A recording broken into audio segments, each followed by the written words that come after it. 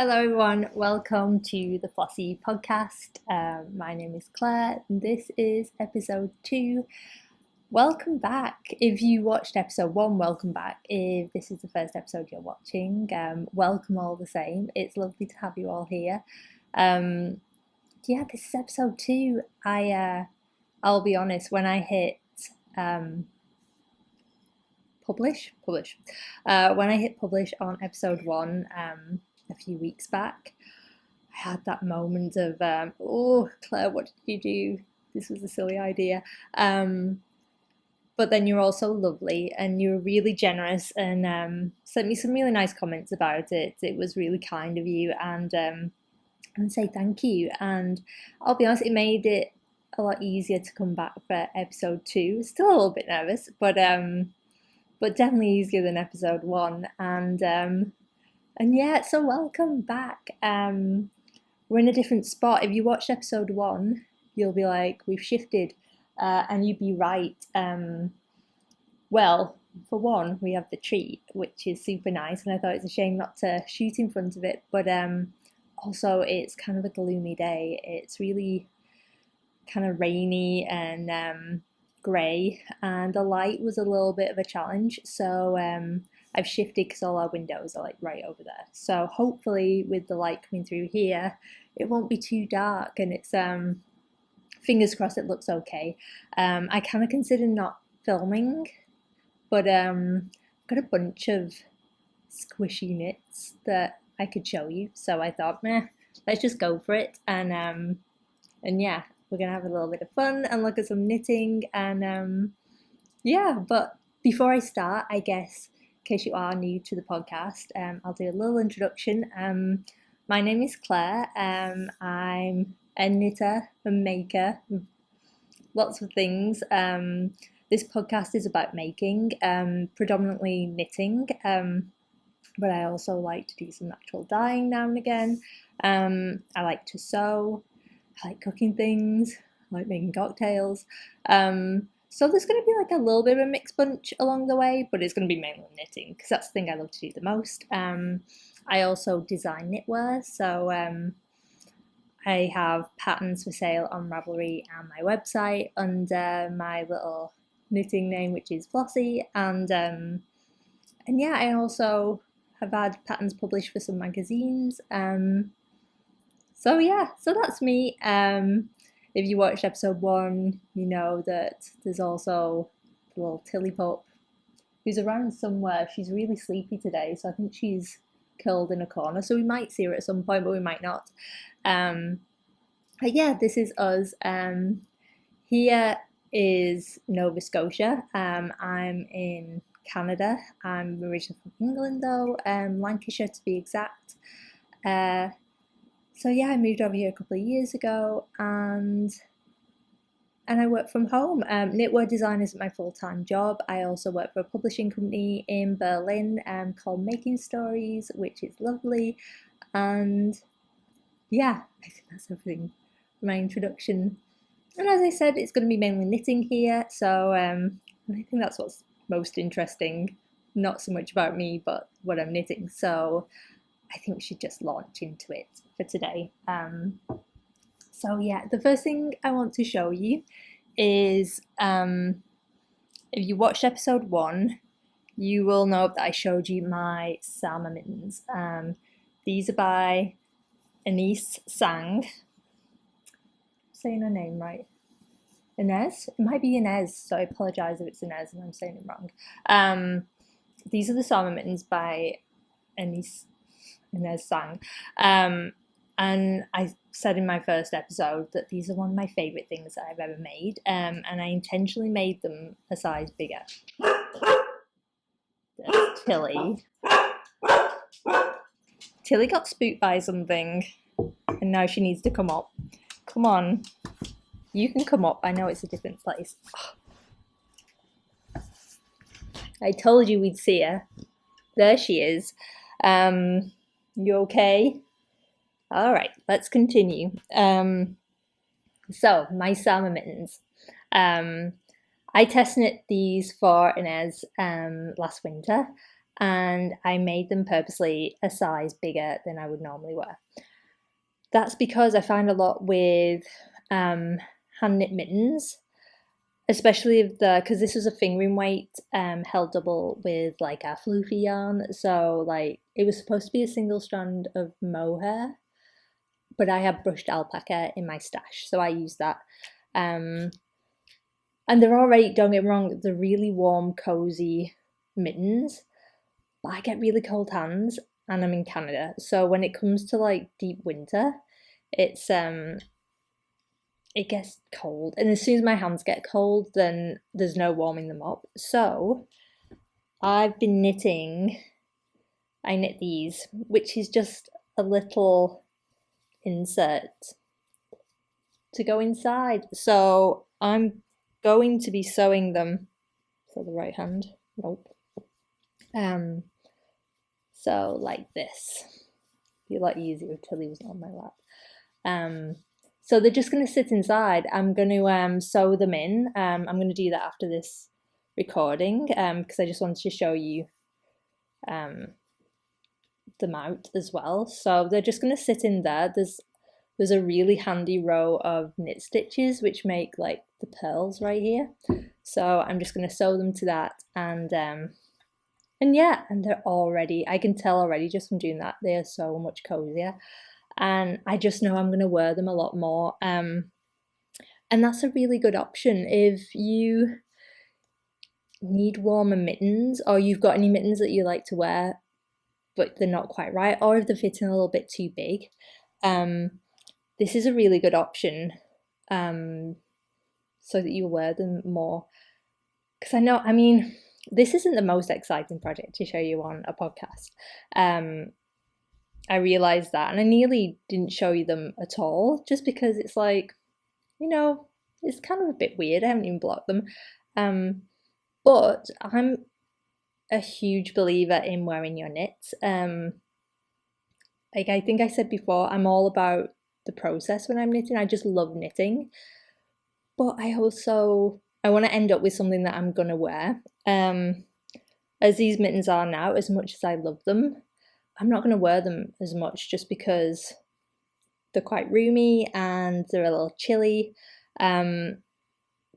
But with the lining in them, it's going to be perfect. I'm going to wear them all the time. And there's nothing sadder than hand knits lying around not being loved. So, I mean, you can always give them away. That's always an option, which is good too. But yeah, I'm really excited that I'm going to wear these a ton.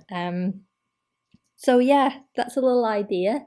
If you need cozier mittens, all I did with these is I cast on the same amount of stitches that the Sama needles call for, and Sama mittens, and then I just followed the instructions for the increase for the gusset, but obviously I just didn't do any pattern on them, and this is, I call it a heavy lace weight yarn.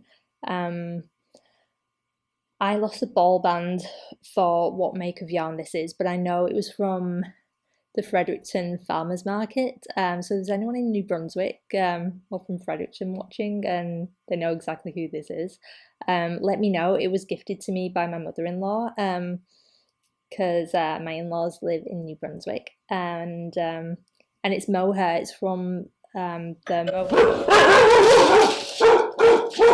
And that's what happened with the bell close.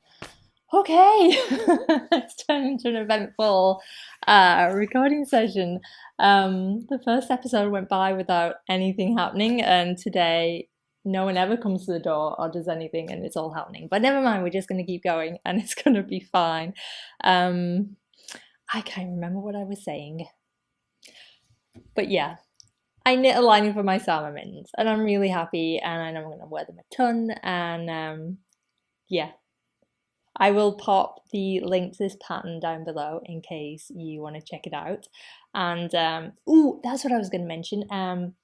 So if you watched episode 1, you will know I'd already started knitting the lining for these, and I mentioned that I might dye them using hollyhocks that I've got in my freezer. I I collected them all summer, and I've never dyed with hollyhocks before, so I was kind of excited to do it. But as you can see, I didn't do it. And that's for a couple of reasons. One, I've just not had the time. It's been so busy up until, well, literally just this weekend gone. We finished for winter break from my job at Making Stories on Friday night.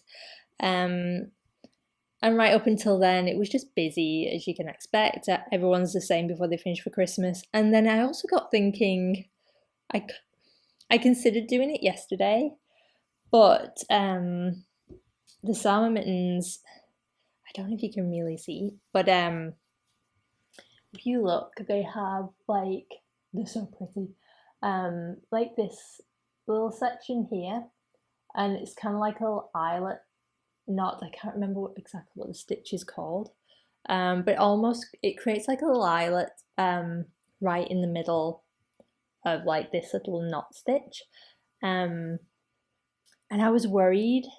I was worried that the dyeing would go really well, and I get a really strong colour, and I don't want it to show through. I know that sounds crazy, but I think it might throw them off because they're so pretty as they are.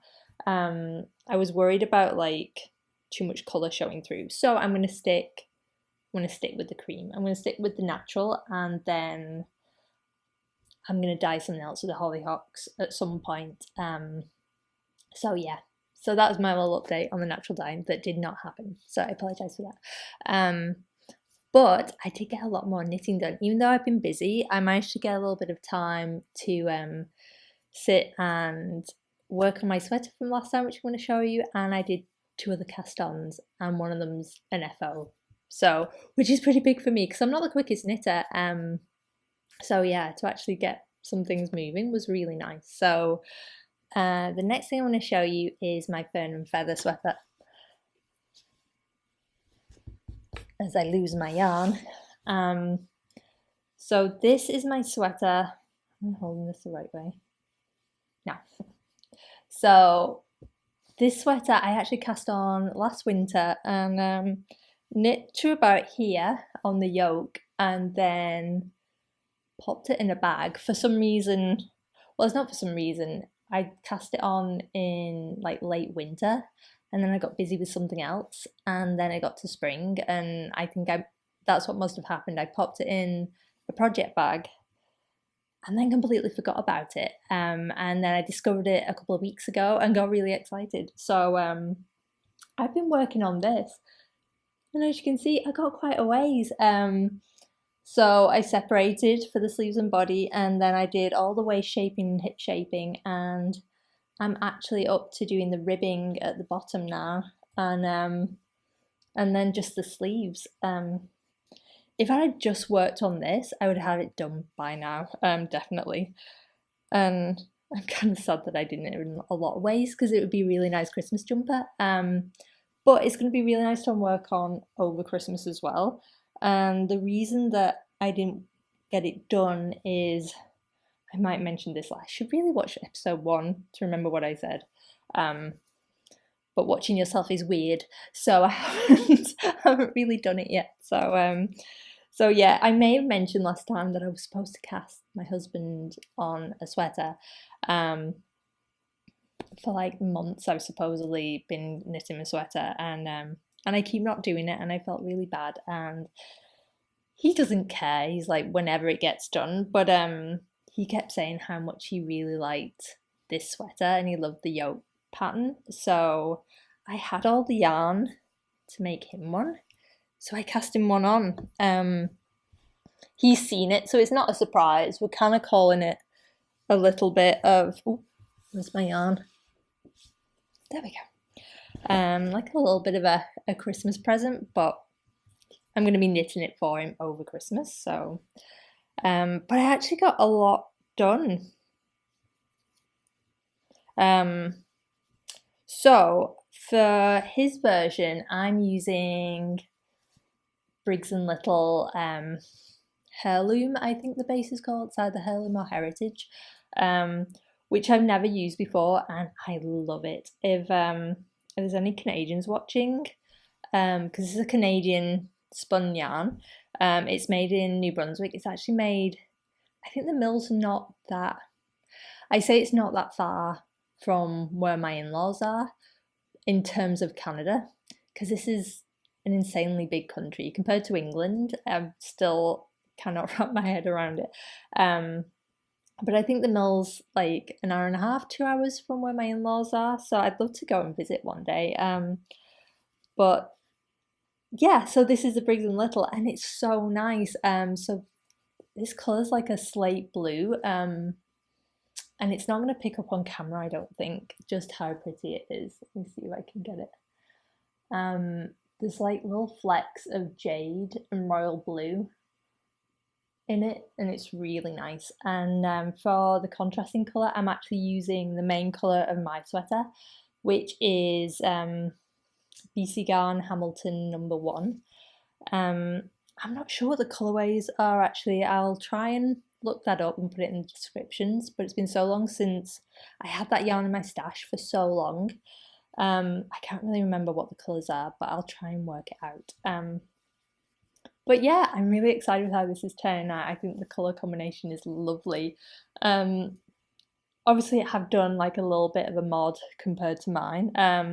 My sweater, I just followed the exact instructions for my sweater, and it's got like a rolled neck to it. So you cast on your stitches and you knit just a couple of rows in stockinette, and then you go straight into the colourwork yoke. Chris wasn't keen on that style of neckline, which is absolutely fine. So what I did was I cast on for the wider neckline for his, because there's two width options. There's what the sample is in. That's a weird sentence. That's how the pattern's written.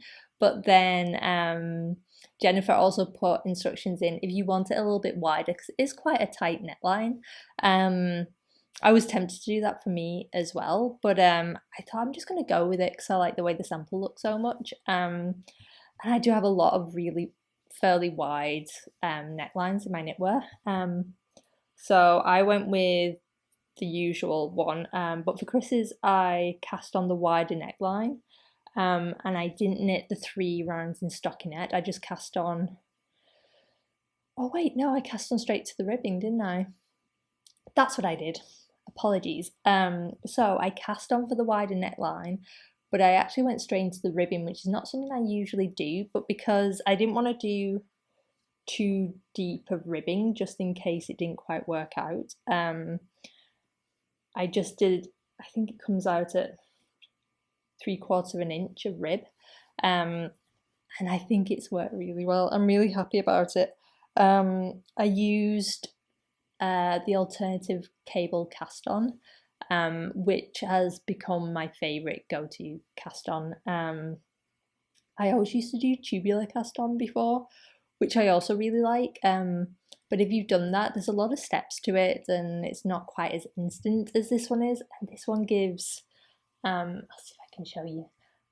This one gives a very similar effect. It kind of gives that rolled edge, but it's quite quick to cast on. I think the first few times I did it, I had to rip back a few times when I started using it, just because you have to make sure you kind of knit one and then you do it from the other side to put a purl on to make sure you get that the 1x1 rib look. But once you get into the rhythm of it, it's actually really straightforward. I'll pop a tutorial down there in case that's something you're interested in looking at, because I just think it gives this chilly hair all on it.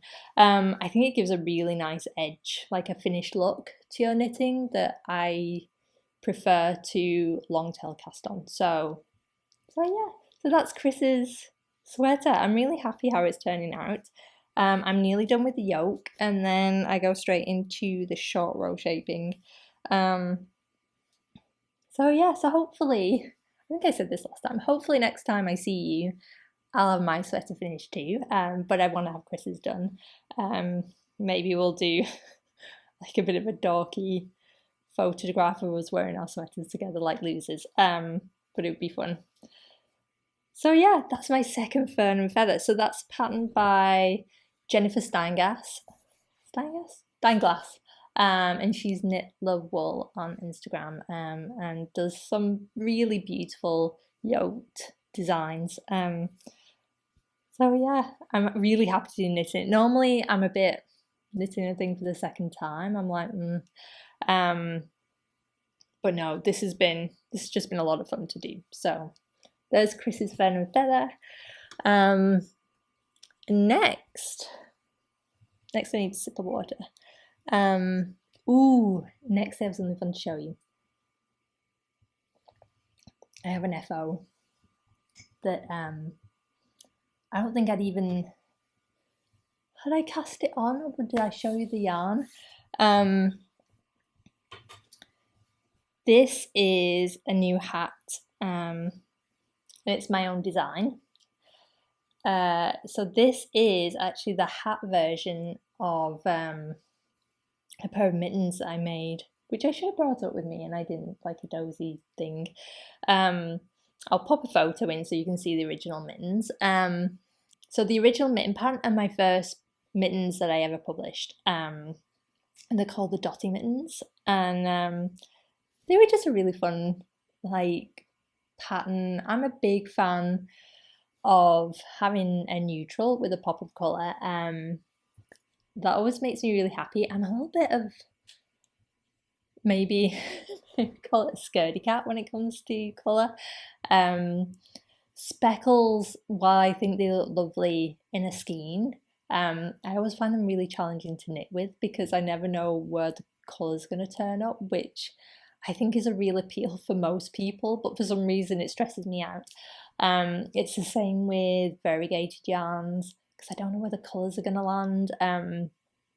So while I love the colours that are in there, not knowing how it's going to eventually I sound like an idiot, I know, but it really stresses me out. So I really like doing things like this, which is kind of like quite a controlled way of getting pops of colour into things, because I love colour. Maybe I need to just get over it, but hey, that's just me.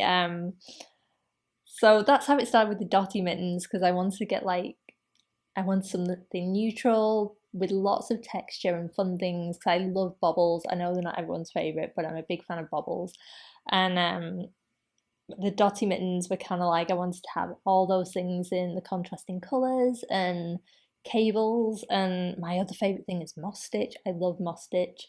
I think it looks so pretty. So yeah, I designed the Dotty mittens, God, like a few years ago now. They were my first mitten pattern, and I don't know why it's taken me this long to do a hat version. It's all Amanda's fault from Prado di Lana.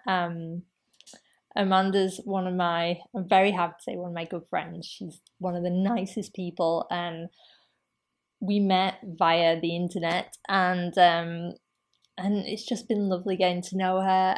She has the most beautiful sheep farm in Massachusetts, and she makes the most beautiful yarn, breed specific yarn. So this is hers.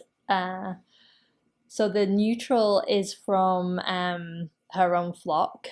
She's really specific about sorting the fleece. So she sorts the fleece of her own flock based on the colour and the feel of the fibre, and she's really meticulous about it, and she has it spun by batch of how she sorts it. So it means all of her yarn, she doesn't dye it, so it's all the natural colours, and it's just gorgeous. And it also has the name of the sheep on that those skeins have come from, which I absolutely love and I got really excited about. And it's a Romney flock that she has, and it's gorgeous yarn. And she got in touch with me to see, she was doing Vogue Knitting Live, and she asked if she could do some kits for the Dotty mittens, because the yarn that I used originally, weight-wise, her yarn worked for that perfectly.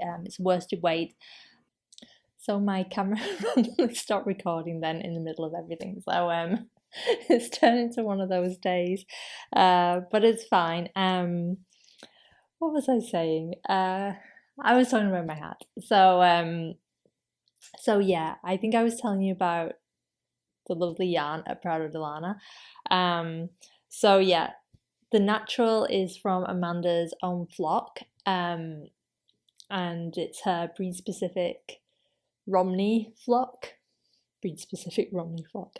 You know what I mean. It's Romney yarn. The sheep are gorgeous. And Amanda posts the best photos of them every day on Instagram, so I love watching those. The yellow obviously is not a natural colour. There aren't yellow sheep. So this is also Amanda's yarn, but this is the Oveus line, which also has a lovely story. So there's a neighbouring farm that was having trouble getting rid of, well, not getting rid of, but selling the fleeces. They also have a Romney flock, and the wool prices to actually get it sold were really low. So instead, Amanda purchased the fleece directly from them and had the yarn also spun to be the same as their yarn. But with this one, she naturally dyes it herself and she gets the most beautiful colours. Yellow is my absolute favourite colour, so obviously I chose a yellow to do my Dotty hat with, but she also sent me this one just to give you an idea of some of the other colours. She has lots of colours and they're all beautiful, and it's just lovely yarn. So this is a worsted spun. I'm sorry if you hear that other noise. Tilly got a bone, so and she's decided to join us again. So I apologise if the chewing noises are getting picked up. But yeah, so this is a worsted spun yarn. The Romney flock are a long wool breed. I'm not an expert on this at all, but long wool breeds are typically best suited to a worsted spun yarn. If you're not really sure what that is, my understanding is you have worsted spun and woolen spun yarns. I'm sure it's much more technical than that even further, but that's what I know. If you have a fleece with shorter fibres, they're better suited to a woolen spun, which is where all the fibres are kind of laid more haphazard when they're spun. They're just allowed to kind of go any which way they want to, and that traps a lot of air and it leads to quite a lofty, bouncy, warm yarn. It's one of my favourite. Well, I predominantly work with woolen spun yarns, which is why it was so fun to like swap over for a while and try this one, because the Romney have quite long staple lengths in their fibres. Amanda explains this so much better than I do, but I'll give it a go. So it means that all the fibres for worsted spun are then lay flat, so basically they all sit like this, because they're all combed, and then they're spun and it creates a much smoother yarn, and you normally get a lot of drape with worsted spun yarns, and you can get a lot of stitch definition, and especially with this one you kind of get a bit of luster, so it's kind of more shiny, where woolen spun yarns are more matte. Whew. I think I explained it kind of well. Maybe Google it for a more coherent. I'm just gonna stop. Anyway, I knit a hat. That's all you need to know, really. And here's the finished product. So I kind of did a little bit of adjusting on the pattern that I use for the panel on Dotty. I kind of moved the bobbles around a little bit, but I'm really happy how it turned out. So I'm just going to try it on for you. Here we go. Let me move my hair out the way. So yeah, I really like it that from this angle you kind of only get a little bit of the yellow, but if I put my head down or you look from the back, you kind of have like this area and the decreases kind of follow up from the cables. And makes me pretty happy. And I love that yellow. It's yeah, I'm really happy with how it turned out. So I did a alternative cable cast on again, like I did with Chris's sweater, just in the yellow, and then went into a twisted rib.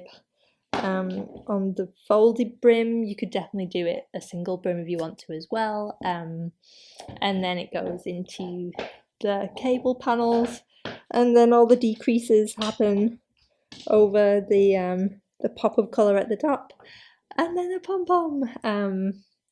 So yeah, I'm really happy with it. I also, for this hat, tried, oof, oh no, oh well, if you look at my pom-pom, I steamed it. That's the first time I've ever done this. If you've not heard about steaming pom-poms before, it's been kind of a revelation. I always struggle getting a really good fluffy pom-pom, and I think Hannah Lisa, who I work with at Making Stories, she suggested I try steaming it. So I literally just popped it over a pan of simmering water and into a sieve, and just let the steam go through, and I moved it around a little bit and it puffed all the yarn. I mean, it makes sense if you think about it, because we block our knits so they like get all nice and full and fill in, and so why not do the same with our pom-poms? And it kind of transformed to this, which is the poofiest pom-pom I've ever made. So I was really excited about it, and so yeah, a little pom-pom tip to pass on there. So yeah, this is my Dotty hat. I'm gonna be finishing up the pattern for this over Christmas and get it tech edited, and I'll be putting a test knit call out for it soon, hopefully. I'd quite like to get it test knit fairly swiftly, but we'll see. I mean, it's Christmas and people get busy, but yeah, I'm really happy with this one. But yeah, that leads me to, that's all my knits to show you today. I mean, it's Christmas for me for winter break, and I've got some knitting plans coming up. Well, most of my knitting plans involve finishing off my sweaters, so I'd really like to have both my Fern and feathers done over the next couple of weeks. I'm actually off from Making Stories till January the 11th, which is really nice. It's going to be lovely to get back and work again on that, because we've got some fun things coming up, but it's going to be really nice having the break and just being able to knit. Ooh, I do have some yarn to show you actually, because I ordered myself some yarn that I've been wanting to try for a long time. Which is this. This is Mendip 4-ply from Marina Skua, and it's beautiful. So this is the teal colourway on the Stormy base. What that means is Marina has a Stormy and a Sunny bases, which is, the Stormy base is more of a grey fleece. Well, it's not a grey fleece, it's a grey natural colourway, and the Sunny is the cream. And she dyes the same colours on both, and obviously you get like a different look depending on what she's dyed on. Once again, Marina explains this way better than I do, so I apologise, Marina, if you're watching this. But I was so excited to get it. I waited. The postage to Canada takes some time from the UK, so I kind of stalked it online because I had tracking. I did the thing where every day I refresh it, and it finally turned up, and it was definitely worth the wait. I'm really excited. I've been wanting to try Marina's yarn for the longest time, and now I actually have some in my hands. I'm really excited to cast it on.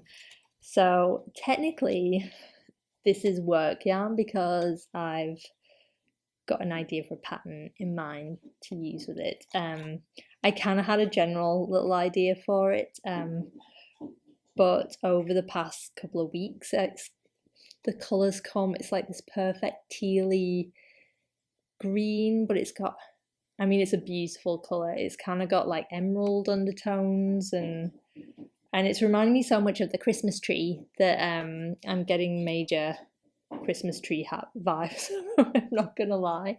The colour's beautiful, as I would expect from Marina.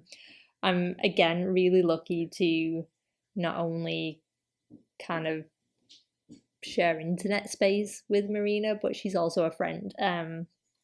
I met Marina through Making Stories because she also tech edits for us.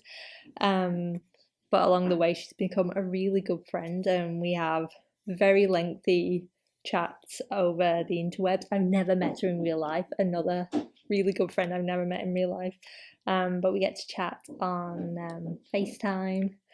And it's just so nice to have a yarn in my hand. So I purchased this for Marina when she was doing the Botanical Dye Fest, I think it was called, and finally snatched up a couple of skeins. And so yeah, I'm really excited to cast them on. I did say I wasn't going to do any work knitting over the next couple of weeks, just because I wanted to take a bit of a break. But I'm also not going to hold myself to that because I'm actually really excited to swatch with it. So yeah, if I feel like swatching with it, I'm just going to go with it and have a little bit of fun. And this is going to be a hat as well. I've got this in mind for a hat pattern. I guess it could be mittens for the stitch pattern I'm thinking, but I'm really on a hat kind of thing at the moment. So I think I'm going to knit a hat with this, and I'm looking forward to sharing that with you. So yay! So that is all the knits that I want to show you and my wool. If you want to check out Marina's yarn, I'll also put the link below. I think I don't think she is. She's definitely on winter break at the moment as well. But I think you can still place orders and it'll get shipped in the new year. I'll double check that though. So yeah. So other than that, today I'm going to be editing the podcast and doing a little bit more knitting on Chris's sweater, and basically winding down for Christmas. I've got some wrapping to do. We're not really 100% sure what we're doing for actual Christmas Day yet. We may get to see my in-laws, but I'm not sure. Things are a little bit up in the air here in Nova Scotia on regulations and things, so we're just biding our time and making sure whatever we do